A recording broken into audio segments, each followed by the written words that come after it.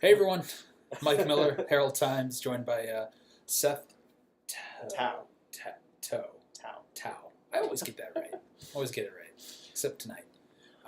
Been a long day for IU's football team coming out here to Maryland and leaving with a 42-39 loss. Kind of unexpected, at least in the sense that Indiana, I think, is top to bottom probably the more talented team. Maryland's probably still a few years away from really getting to where they want to get to under DJ Durkin. And really, this was an Indiana team that left a lot on the field today.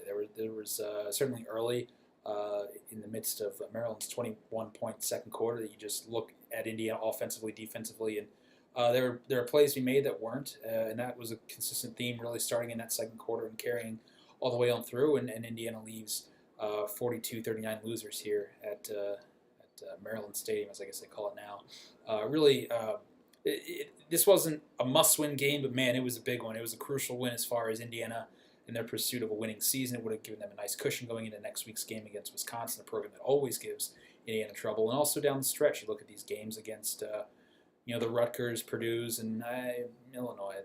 Probably should still win that game. But this is kind of a lesson. You don't really go on the road, and really you don't want to have to go on the road and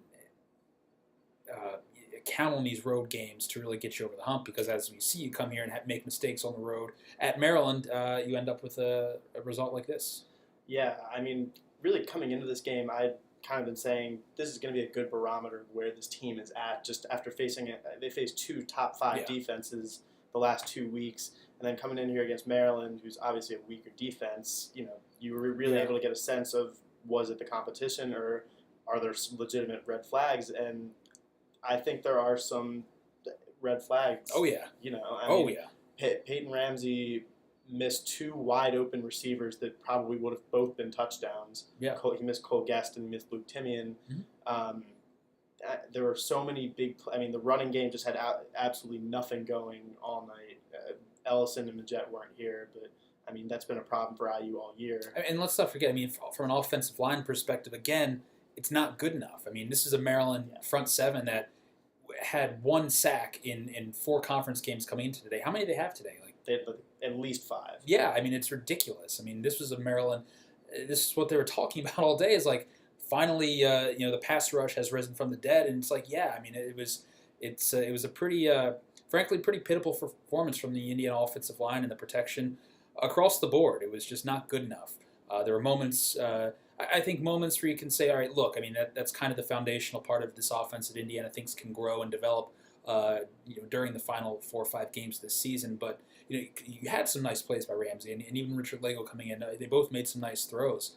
But again, they left way too many on the field. The running game never got going. And again, your quarterback's under duress. And now Indiana's kind of in a wait-and-see mode with Peyton Ramsey. No real update after the game today, but it's a little bit of concern. Now, granted, I thought Rich Lego actually did some nice things coming in here and opening up the downfield game for Indiana. But again, this was you looked at both quarterbacks, more so probably Ramsey, was sort of the plays that were not made today.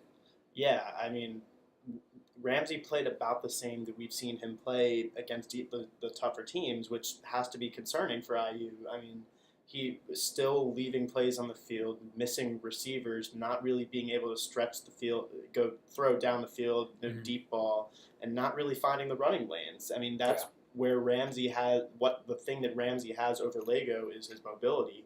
And he had 8 yards on 14 carries.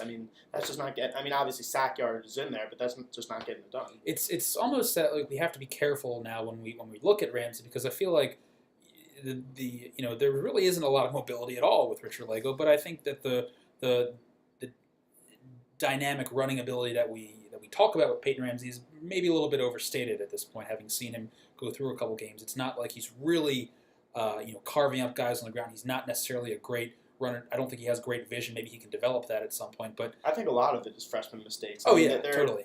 Because there are times where we see him take a sack or run out. There was a time earlier in the game today he ran out of bounds when being chased, and it ended up that was on 1st and 10 and made it 2nd and 13. He easily could have just thrown the ball away. Yeah. And I think on the very next play he threw that interception where he just forced inexplicably tried to force that ball into Luke Timian, and there's just no reason to do that. Yeah, no, I think when you say the freshman mistakes, we see it in a lot of different ways, whether it's reading, the zone read plays, or even just some of the throws. I mean, there are throws that can be made, and I think once he kind of learns how to properly, really put some air under the ball and give a receiver room to run under it, I think he can make those throws. I don't want to totally discount that, and that's the thing. Maybe Richard Lego can kind of provide a little bit of spark. He looked good, during the second half of this game, and kind of questionable in that last drive toward the end of regulation. I mean, but I'm not blaming Rich so much on that one. It's just kind of indicative of an offense that's just not. Right. I mean, Allen put the last play on offense on Luke Timmons for not running the route, and we're not even having that conversation if Watt Fillier makes the catch on third down. Yeah. So. Yeah, plenty of blame to go around, and a lot of it belongs on the defense. This is a defense that aspires to be top 25 good, and they weren't even close to that today. Tom Allen says that the two-headed running backs of Johnson and Harrison for Maryland, I mean, they really stress you with their, thunder and lightning approach, I guess you can call it. And even DJ Moore, who is statistically at least one of, if not the best receivers in the Big Ten with his athleticism. But again, you let a fourth-string quarterback beat you. Didn't have a ton of yards, but he was beating you in crunch time. He was making the throws he had to make in the fourth quarter in the second half. And for an Indiana defense, especially a secondary that's made so many gains and aspires to be so much better than they've been in recent years and have been for really this entire season, it's just not acceptable. I mean, if that's your anchor, you got to be able to rely on it. Indiana couldn't today. Right. I mean, the biggest concern in my eyes with the defense is the number of big plays they gave up. Maryland's, on almost all of their scoring drives, they didn't really have just like a nice, like lengthy drive. It was almost all of their scoring drives were spark plugged by a big play. I mean, I'm pretty sure Indiana gave up like 5 plays tonight of 29 yards or more. Oh, wow. And that's just unacceptable. Yeah, I mean, and it was Moore who I think Maryland's the second to last scoring drive they had. It was spurred by I think a 44-yard return. Maybe that was the last. And either way, one of those. And those 5 plays doesn't even count the big kickoff return. I mean, we haven't even gotten into special teams yet. We really should. Let's do special teams. Special teams was bad again. Awful. It was again, and the second time we've seen that in the Big Ten game, going back to the Penn State game a month ago, where Indiana probably wasn't going to win that game, but the special teams just gave them no shot. Tonight, there were a lot of other things going wrong, but the special teams really. I mean, when you look at a 3-point loss on the road, where Indiana is the better team. They had a punt block. Greg Gooch missed his blocking assignment.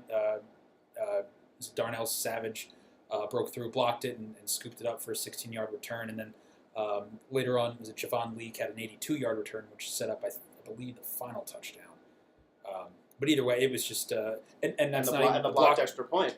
And there's one more too. Oh, two kicks out of bounds, Griffin Oaks, which uncharacteristic. So again, it was this was not winning football by any stretch from Indiana. And after 2 straight weeks of the Michigan State losses, where they played teams that are maybe at least one.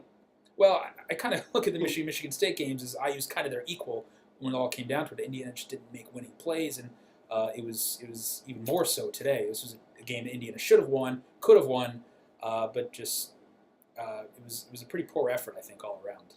Yeah, I mean, you mentioned the Michigan State games. I mean, those two, I think, were examples of Indiana hanging in the games that they weren't expected to hang in with. Yeah.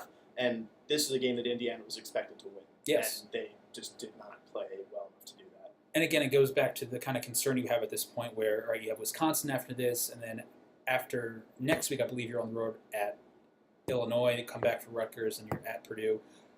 You got those 2 games. Obviously, Illinois is not very good, and Purdue is better than they've been in recent years. I mean, it puts you in a tough position where you have to, this program that traditionally does not really fare well traditionally going on the road, getting games that having to steal a win or having to get important wins on the road. Not to mention now they're pretty much going to need a 3-game win streak in Big Ten play.